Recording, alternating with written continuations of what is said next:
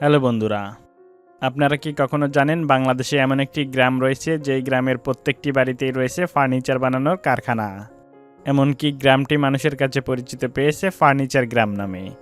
এছাড়াও দেশের বেশিরভাগ ফার্নিচার তৈরি করা হয় এই সালাবরা গ্রামে। বন্ধুরা, আমার মনে হয় এই গ্রামে বিয়ে করলে আপনার ফার্নিচারের অভাব হবে না। তো বন্ধুরা, আজকে আপনাদেরকে এই গ্রামটি ঘুরে দেখাবো।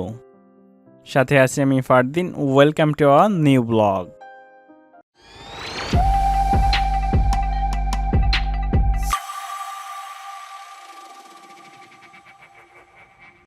সিরাজগঞ্জ জেলার যমুনা নদীর তীরবর্তী কাজীপুর উপজেলার প্রত্যন্ত একটি গ্রামের নাম সালাবরা।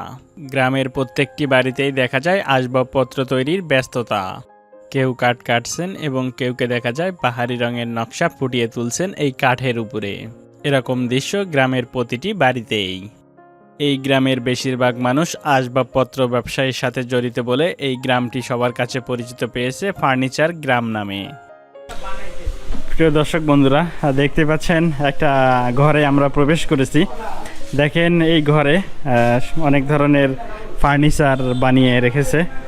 দেখেন, দেখতে আসলে অনেক সুন্দর। প্রিয় বন্ধুরা, দেখেন কত সুন্দর রং। এমনকি আর একটা জিনিস দেখতে পেলাম, যেটা কাপড়ের মার্কেটে আসলে সচরাচর লাগানো হয়। এখানেও বিভিন্ন ধরনের কালার লাইটিং দেখতে পাচ্ছি, যাতে এই ফার্নিচারগুলো দেখতে আরও ভালো হয়। তো দেখেন, ঘরটা বেশ বড় সড়ই। এখানে চারপাশে যত কিছু দেখতে পাচ্ছি শুধু কাঠের ফার্নিচার। আশেপাশের বিভিন্ন এলাকা থেকে তারা গাড়িতে করে এখানকার মাল তারা অন্য অন্য জেলাতে নিয়ে যায়। তো দেখেন বন্ধুরা, তারা ভিতরে আসলে কাজ করছে। এটাতে আসলে রং দেওয়া হচ্ছে। তারা রং বা ভার্নিশ বলে, যাতে কাঠে ঘুণ বা কাঠে কোনো ধরনের নষ্ট যাতে না আসে, সেই জিনিসটার জন্যই এটাকে মসৃণ করে স্মুথ করে এই আস্তরণ দেওয়া হচ্ছে। প্রিয় দর্শক বন্ধুরা, দেখেন বাজার থেকে একটু সামনে গ্রামের ভিতরে ঢুকবো। এখানেই দেখতে পাচ্ছি ফার্নিচারের দোকান। তো সামনেই হচ্ছে সেই গ্রাম। বাজার থেকে আমরা সেই গ্রামের উদ্দেশ্যে রওনা দিয়েছি। তো আমরা গ্রামে যাব এবং গ্রামের সব কিছু আপনাদের সামনে তুলে ধরব। আসবাবপত্র বলতে সেই বস্তুকে বোঝায় যা মানুষকে বিভিন্ন কাজে শোয়া এবং বসা থেকে সাহায্য করে এবং আরামদায়ক করে। তাছাড়াও বিশেষ কিছু কাজ, যেমন লেখাপড়া করার জন্য কোনো কিছুকে আনুভূমিক উচ্চতায় আনতে কিছু আসবাব সাহায্য করে। আবার ঘরের নানান সামগ্রী সাজিয়ে রাখতে আসবাবপত্র ব্যবহার করা হয়। তো এই দোকান কি আপনার? হ্যাঁ, আমারই। তো আপনাদের গ্রামে নাকি শুধু মানে ফার্নিচার বানানো হয়? এই ফার্নিচার বানানোটা আসলে কতদিন ধরে শুরু হয়েছে? মূলত আমাদের এই গ্রামটা ফার্নিচার গ্রাম বলে মানুষ চেনে, বুঝছেন। আজ থেকে হয়তো বা 20-25 বছর হয়ে গেছে। এই গ্রামে আগে হয়তো অল্প অল্প কাজ করছে, এখন হলো গিয়া প্রত্যেক ঘরে ঘরে। তো এখানে যে কাজ করে, আপনারা এই কাঠগুলো কোথায় থেকে নিয়ে আসেন? এই কাঠগুলো মূলত আসে হলো গা উত্তরবঙ্গে থেকে, বিভিন্ন অঞ্চল থেকে নীলফামারী, তারপরে আপনার হলো গা পাহাড়ি এলাকা থেকে মূলত কথা। এই কাঠগুলো আসার পরে আমরা নিয়ে এসে মেলে কাইতে হলো গা আপনার হলো গা ওই কাজ করি। এই ফার্নিচারগুলো যে আসলে আপনারা বানান, তখন এগুলো আবার বিক্রি করেন কোথায়? এগুলো আমরা বিক্রি করি হলো গা আপনার টাঙ্গাইলে, তারপরে হলো গিয়া ঢাকায়, মানে দেশের বিভিন্ন প্রান্তে যায়। হ্যাঁ, দেশের বিভিন্ন প্রান্তে যায়। এগুলোকে মানে হাটে তোলেন নাকি হয়তো কোনো পাইকার না, থেকে এসে নিয়ে যায়? আমাদের এখানে পাইকার আসে। পাইকাররা এসে মনে করলেন যে এটার দাম কত, ওটার দাম কত, এইভাবে নিশ্চিত করে নিয়ে আসে। এই গ্রামের মধ্যে আপনি প্রবেশ করলেই চারদিক থেকে শুনতে পারবেন কাঠ কাটা থেকে বিভিন্ন ধরনের হাতুড়ি পিটানোর শব্দ। কাঠ ব্যবহার করে বা খোদাই করে কোনো কিছুর তৈরি করার প্রক্রিয়াকে কাঠের কাজ বা দারুশিল্পী বলা হয়।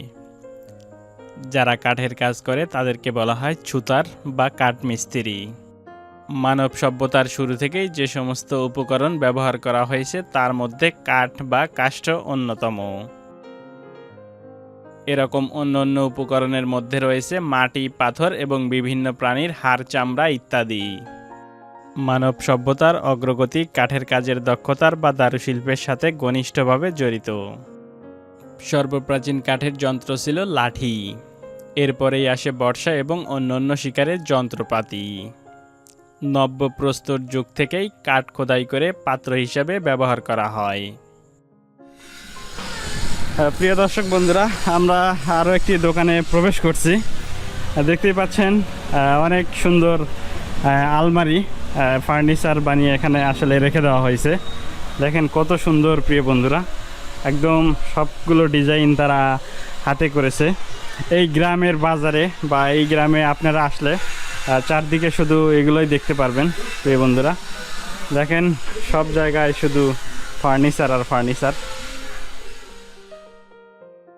কাঠমিস্ত্রিদের প্রয়োজনীয় যন্ত্রপাতি হলো কাঠ কাটার করাত, মসৃণ করার যন্ত্র রাদা, ফুটো করার যন্ত্র ড্রিল বা বার্মা, বাটালি, হাতুর ইত্যাদি। এছাড়াও আরও অনেক ছোট বড় যন্ত্র তারা ব্যবহার করে থাকে এই কাঠের নকশা করার জন্য। আমরা দেখতেই পাচ্ছি এক কাঠমিস্ত্রি ভাই, উনি হচ্ছে ডিজাইনার। তিনি বিভিন্ন ধরনের কাঠের ডিজাইনের নকশা করে। তো দেখেন বন্ধুরা কিভাবে হাতুর এবং বাটালি দিয়ে তার ডিজাইনগুলো আঁকিয়ে ফুটিয়ে তুলছে। অনেক কাঠমিস্ত্রি কাজ করি এবং ফার্নিচার, সোফা, খাট, ড্রেসিং টেবিল, ডাইনিং টেবিল ইত্যাদি তৈরি করা হয়। মানে এখানে তৈরি করা হলেও এখানে ডিজাইন তো আপনি করেন হ্যাঁ, এখানে ডিজাইন আমি করি। তো এই কাজের সাথে আজকে কত বছর ধরে আপনি জড়িত? এই কাজের সাথে প্রায় 30 বছরের কম না। 30 বছর। তো এই ডিজাইনগুলো আপনি কি হাতে কলমে আঁকি আপনি নিজেই করেন? হ্যাঁ, এগুলো আমি হাতে কলমে আঁকি, আমি নিজেই কাজ করি। তো এখানে তাও ফার্নিচারের ঘর কতগুলো আছে? ফার্নিচারের ঘর অনুমানটা আপনার 500 হবে তো? 500-র বেশি ছাড়া কম হবে না। মানে 500-র বেশি হবে, বাট কম হবে না। দেখুন বন্ধুরা, এখানে কাঠগুলোকে বিভিন্ন শেপ দেওয়া হয়েছে। এই শেপে যে ডিজাইনগুলো করা হয়েছে, এই ডিজাইনের বাকি অংশগুলোতে বিভিন্ন ধরনের ধারালো অংশ থাকার কারণে এগুলোকে সিরিজ কাগজ দিয়ে ঘষে স্মুথ করা হচ্ছে। দেখুন কত সুন্দরভাবে তারা এই ফুলের নকশার যে ডিজাইন এগুলোকে স্মুথ করছে। এরপরেই কিন্তু এগুলোকে ভার্নিশ দেওয়া হবে যাতে এগুলো সহজে নষ্ট না হয়। ফার্নিচারের দোকান এমনকি এখানেও রয়েছে, সামনেও দেখতে পাচ্ছি। আসলে এই গ্রামের প্রতিটি বাড়িতেই প্রায় ফার্নিচারের কাজ আসলে করা হয়। একটা মজার জিনিস দেখতে পেলাম বন্ধুরা, দেখেন এখানে মাল্টিপ্লাগগুলো তারা বানিয়েছে এই কাঠ দিয়ে। যেহেতু প্লাস্টিকের সাধারণত হয়ে থাকে, বাট এই কাঠের সাথে অনেক সময় ধাক্কা খাওয়ার কারণে বা পড়ে যাওয়ার পরে ওই প্লাস্টিকগুলো ফেটে যায়। এজন্যই তারা নিজে হাতে দেখেন মাল্টিপ্লাগগুলো বানিয়েছে কাঠ দিয়ে, কত সুন্দর করে বন্ধুরা। সামনেই দেখতে পাচ্ছি এখানে কাঠ অনেকগুলো সাজিয়ে রেখেছে, গাছের গুল বলতে পারেন। আর এর সামনেই কিন্তু একটা সমিল দেখতে পাচ্ছি। এটাকে ইংরেজিতে বলা হয় সমিল, বাংলাতে বলা হয় কাঠ কাটার কারখানা আর কি। তো এখান থেকেই কিন্তু এই সালাবরা গ্রামের যত মানুষ আছে এখান থেকেই এই কাঠগুলোকে তারা বিভিন্ন শেপে করে যেটার কাজ করবে শোকেস, আলমারি, খাট, বিভিন্ন শেপে এখান থেকেই কেটে তারা নিয়ে গিয়ে কাজ করে। এখানে কয়েকটি এরকম ফার্নিচারের এই শেপ দেওয়ার জন্য সমিল রয়েছে। আর এখানে যেভাবে এই কাঠগুলো আসলে কাটা হয় অনেকটা লাইফ রিস্ক, যদি একটু ভুল হয় অসাবধানতার কারণেই কিন্তু তার জীবনটি চলে যেতে পারে। একটি এমন পেশা, একদম লাইফ রিস্ক বলতে পারেন। তো আমরা গ্রামের আরও একটি ভিতরে যাচ্ছি দুই ভাই। এখানে খাটের যে সামনের অংশ আছে এই অংশটাতে ভার্নিশ দেওয়া হচ্ছে, এখানে কালারিং দেওয়া হচ্ছে। তো এগুলো দিলে খাটটা অনেকটা স্মুথ হয়, কালার আসে এবং এইটাতে সহজে পোকামাকড় বা উই পোকা লাগতে পারে না। আমি এইখানটায় এসে সবচেয়ে বেশি অবাক হলাম।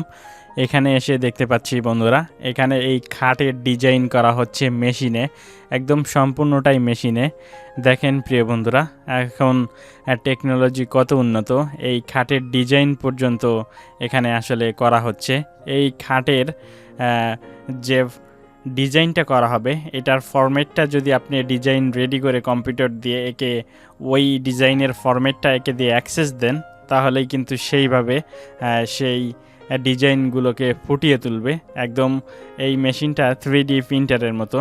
এই মেশিনটাকে চালানো হয় একটা রিমোটের মাধ্যমে। রিমোট দিয়ে এই ডিজাইনের অ্যাক্সেসটা যদি এর ভিতরে দিয়ে দেওয়া হয় সেভাবেই ডিজাইনগুলো নিয়ে কাজ করে। আমরা দেখতে পাচ্ছি সামনে একটি কিন্তু বিল্ডিং বাড়ি। দেখেন প্রিয় বন্ধুরা, সেই বাড়িতেও এক আঙ্কেল বসে এখানে কাজ করতেছে নিরালয় বসে। দেখেন উপরে ফ্যান লাগিয়ে ঠান্ডা একদম সুন্দর পরিবেশে বসে কাজ করছে। তার হাতের ডিজাইনগুলো আমরা করতে দেখতে পাচ্ছি। মানে আপনার যখন 14 বছর বয়স হয় তখন থেকে এই কাজটা করেন?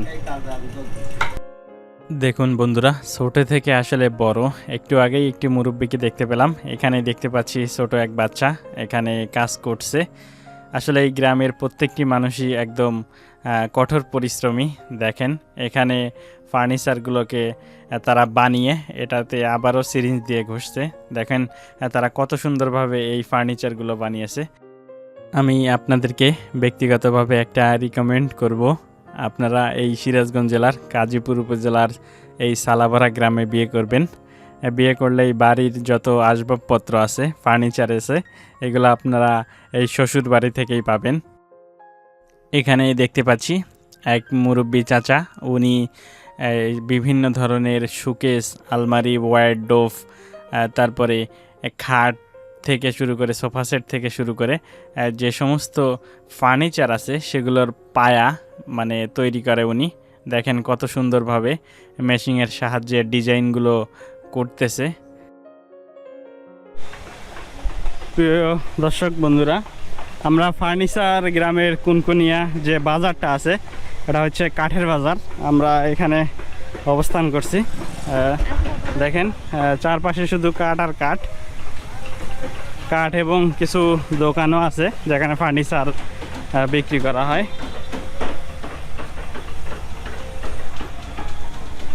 চলেন দেখি, এটাই মূলত বাজার। বাজারের পাশে কিছু সমিল রয়েছে, এই পাশে রয়েছে। আর এখানে আমরা দেখতে পাচ্ছি রিফাত ফার্নিচার। এখানে বিভিন্ন ধরনের শোকেস, আলমারি, বিভিন্ন ফার্নিচারের আমরা দেখতে পাচ্ছি। আমরা সামনে যে ফার্নিচারগুলো দেখতে পাচ্ছি এইগুলোকে হয়তো এই গাড়িতে করে অন্য জায়গায় নিয়ে যাবে। এগুলো কোথায় যাবে? জামালপুর যাবে।